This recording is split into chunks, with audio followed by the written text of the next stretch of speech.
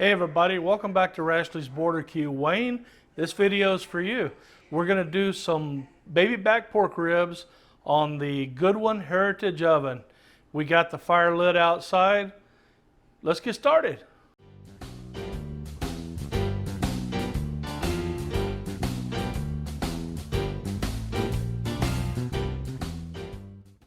The rub we're going to be using today is the Chupacabra Ribnoxious. It hasn't been out too long. It's one of the newer rubs out by Alton Paris up with Dos Gringos Chupacabra. Really good rub on ribs though. I've already got the membrane pulled off. We're going to go ahead, season both sides just with the Ribnoxious and then get it on the grill outside. That Heritage is warmed up, ready to go, waiting on us. I'm going to put a liberal application. The sodium's not very high in this, so we're not going to get it too salty. Now I get the top side.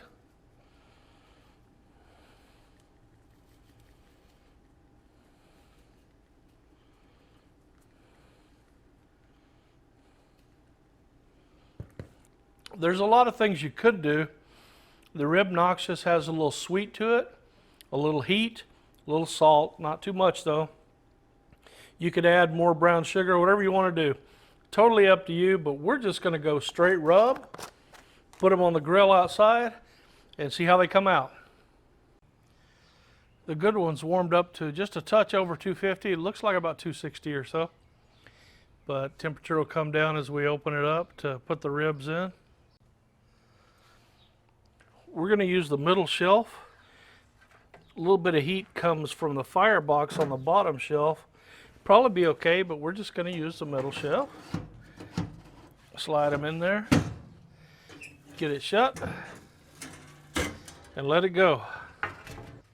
I'll put some links down in the description box to some of my other videos where I have how to get the fire started in the Goodwin Heritage Oven and how to maintain temperatures and things like that. So look for the links down in the box, or I may cut some of those clips and stick them into this video. So either way, we'll have some instructions on how to start the fire and how to control temps in the Heritage Oven.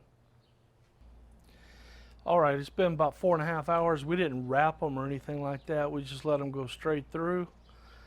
Let's slide the tray out and see what we got. Now, if you lift them in the middle and they kind of crack, that means they're done. Look at that, they're breaking open right there. You see it? So that means they're done, but just for safety's sake, we'll go ahead and make sure they're at a safe temperature, which I already know they are. They're 205 degrees. So yeah, they're safe, they're done. Maybe a little overdone, which I'm surprised in only 4 hours or so. Let me get you up a little closer and show you the color and everything. They're really nice. They have a beautiful color to them.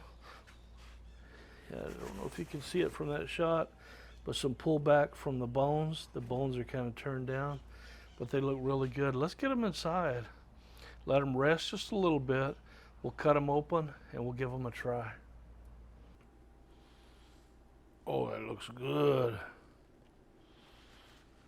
Cut another one off here.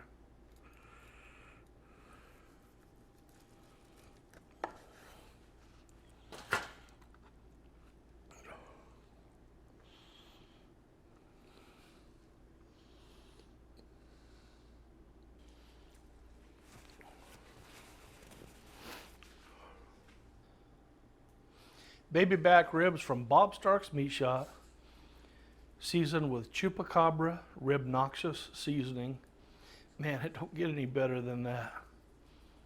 We didn't add anything to it, just the Ribnoxious, some smoke from mesquite wood. Let it go. It went about 250 to 260 degrees for about a little over 4 hours. No wrap, no spritzing. It was really, really easy, and man, they are really good. I've already tried one. Let's get another try. Mm-mm-mm.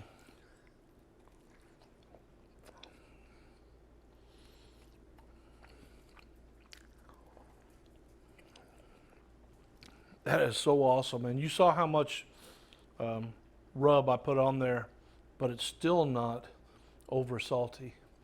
Just a ton of flavors coming out at you.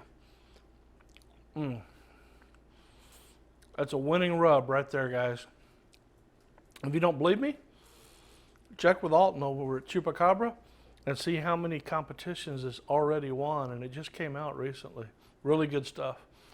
All right, guys, well, that's it. Wayne, I hope you enjoyed the video.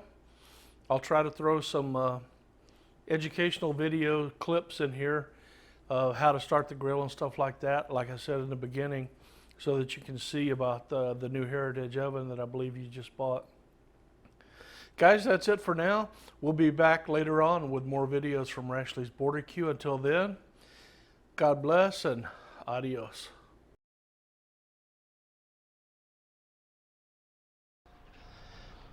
Randy with Rashley's BBQ, and today we're just going to take a short look at how to start a fire in the Good One series of cookers. So I've got about a 2-inch layer of lump charcoal in the bottom. Today we're using the Good One lump charcoal. It's good stuff, real reliable. It doesn't pop too much like some of the other brands do. We're going to use some of these wax lighter cubes. Put about 3 of them in there to get it started. And then after it's started, 5-10 minutes or so, we'll put another layer of lump on top of that. Let me get it going.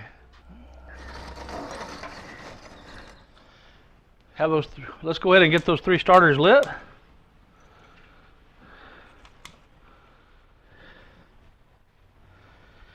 We'll give them 5 to 10 minutes. I'm going to rake a little charcoal around them, then get it started without covering them up too much so they can breathe. There we go. We'll let them go. We'll come back in 10 minutes, put another layer of charcoal. We'll be ready to start our ribs. Our 3 cubes they've got the charcoal lit. I'm going to go ahead and drop a chunk of mesquite wood in here. Right there where the fire is burning. We're going to top it off with some of the charcoal we took out when we did our clean out earlier today. Reuse it.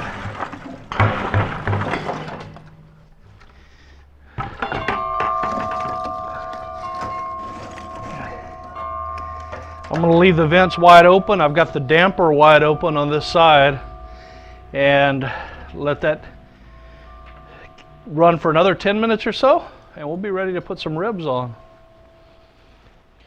Okay, the fire's pretty much started. I can see lots of red glowing embers in there. And I've already shut down the top 2 vents up here, down completely closed, and then I open them back up 2 turns. We're going to do the same to the bottom vents now. Completely closed, and then we'll open it a half, 1 and a half, 2. Do the same to the other one. That's pretty much it for starting a fire. The damper is still wide open over here on this side, all the way open. As our temperature gets up to about 225, we'll shut that damper down and so it doesn't overshoot too much. Try to stabilize it at about 240 to 260. That's where we're going to try to cook today. So that's it for starting the fire.